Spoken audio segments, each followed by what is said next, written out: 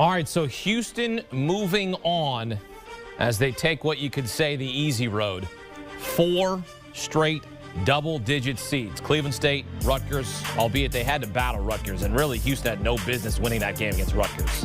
Won by 3, beat Syracuse by 16, now facing Oregon State on Monday in the Elite Eight. Be the first to play 4 double-digit seeds in a single NCAA tournament. Also, just to note here, as Houston puts away Syracuse, Buddy Boeheim just didn't have it in this game. Averaged 26 points per game in the month of March, held to 12 points on 3 of 13 from the floor. That's not going to get it done, but it's Houston that does indeed advance. All right, so here's a look at the right side of the bracket. 12-seed Oregon State advances, as we showed you, which means the Pac-12 improves to 10-1 in this year's big dance. Beavers will face Houston for a spot in the Final Four. Cougars will be the first team ever to play 4 double-digit seeds in a single NCAA tournament. In the South, Baylor rallies to defeat Villanova, while Arkansas comes back to beat Oral Roberts. So it's 1 versus 3 in that region. You can watch both games Monday night on CBS. And to break it down, let's welcome in CBS Sports college basketball analyst Tim Doyle. Houston has no excuses, Tim, if it doesn't get to the Final Four. The Cougars will be the first team ever to play 4 double-digit seeds in a single NCAA tournament. It was survive and advance in the round of 32 against Rutgers, then a much smoother path to victory in the Sweet 16 against Syracuse. And Tim, as you know, not every double-digit seed is the same. What will Houston be facing when it plays 12-seed Oregon State? Well, they're going to be massive favorite in that game. I could see them being 8-point favorite, 7-point favorite in that spot. And I thought you made an excellent point. They did have no business beating Rutgers. But how many times have we watched a tournament in the past when a team goes out and wins that game they weren't supposed to win? Leitner's shot against Kentucky, Tyus Edney's drive against Missouri. Like, it propels them to bigger and better things. The reality is Syracuse makes you play ugly. And this game was that. It was very ugly, but the biggest thing was Houston stayed composed. They only had 8 turnovers. Ball movement was really solid. Great job by Kelvin Sampson getting Giroux in the middle of that zone. I'm a big proponent of not having your bigs flash high like that. Get a playmaker there. And what does Giroux go out and do? He has 9 points, 8 rebounds, 8 assists, a steal, a block, and only 1 turnover. I always like great decision makers in the middle of that 2-3 zone, and that's what Giroux was. Oh, by the way, he guarded Buddy Boeheim.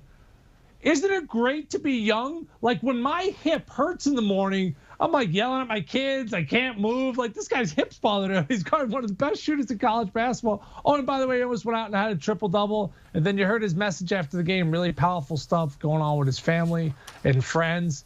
I just thought Houston just kept moving forward in this game. It wasn't pretty, but when you beat Syracuse, it never is.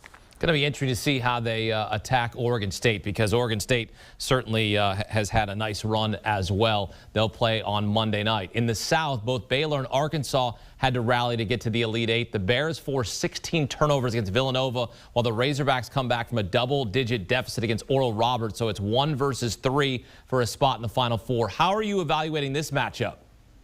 Well, Baylor won the game in the second half from the 13-minute mark to the 6-minute mark against Villanova. They forced the Wildcats to go 105 from the field, and then they turned them over 5 straight possessions. What impressed me most about Baylor is they showed they can win different ways, and they won against Villanova with their defense. It was just electrifying there in the second half. It was that little spurt, a 14-2 run from the 13:30 mark to the 6:14 mark.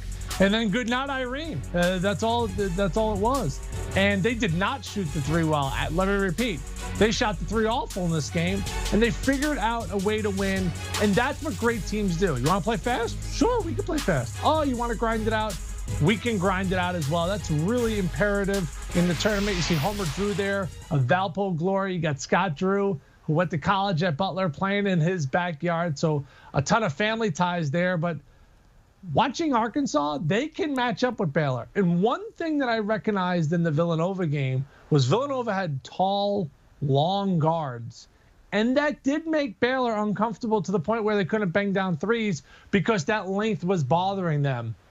That's actually what Arkansas has. It was not pretty against Oral Roberts. It was a C, gets a degree type of performance. They just did enough. But I wouldn't be surprised if they beat Baylor. I would not be surprised if that's a very, very close game because Arkansas has the athletes to match up with Baylor. Going to be a great matchup on Monday night on CBS, 1 versus 3 in the South region. Sweet 16 continues on Sunday with the West and East. Number 1 overall seed Gonzaga plays Creighton. The 1 seed in the East, Michigan, has a difficult opponent against Florida State. Then it's Alabama, UCLA, followed by the first NCAA tournament game between Pac-12 teams as Oregon clashes with USC. Tim, what will you be watching for in Sunday's Sweet 16 matchups? Well, I'm going to be checking out Florida State and Michigan. Nobody, and I repeat, Hakeem, your wife, your 2 beautiful children, nobody had Michigan winning their region, okay? And this is the game they get tripped up. You got Scotty Barnes, Florida State, length, athleticism, tallest team in college basketball. They're going to befuddle the Wolverines. And then I think Oregon and USC is intriguing because Evan Mobley and his brother Isaiah can ball. Oregon didn't miss a shot against Iowa. They played out of their minds in that game. Those 2 teams played once this year in the Pac-12, a game that USC won. We all know Gonzaga is going to win. It's just a matter of if they're going to cover in that spot. But something intriguing to look forward to as you get out kind of your crystal ball and look ahead. USC wins. The most intriguing prospect in the NBA draft, Evan Mobley, going up against Gonzaga, the best team in college basketball. I know I'm upset that Sister Jean's not going to be around on Sunday. It's Palm Sunday tomorrow, but we still have matchups galore, and there are going to be some outstanding games down the stretch. Gonzaga can score, but what we saw tonight from Arkansas, what we saw tonight from Baylor, what we saw from Houston, that is a different level of intensity on the defensive end. So I think when Gonzaga gets to the finals, because they're getting to the finals, we're going to watch great offense versus great defense on the other side of the bracket, but still so many storylines. Hakeem, you survived COVID. How are you feeling? I'm feeling great. I'm great. It feels great to survive in advance. That's all that matters. Thank you for always encouraging me, by the way. One of the few texting me each and every day to check in on me. I appreciate you. Come on, you're my man. Love it. Love it. Hey, if you want more college basketball storylines, you want reaction, you want insider information, you check out the On College Basketball podcast with Matt Norlander and Gary Parrish, delivering full reaction from the NCAA tournament, all the big storylines, the Ion College Basketball podcast.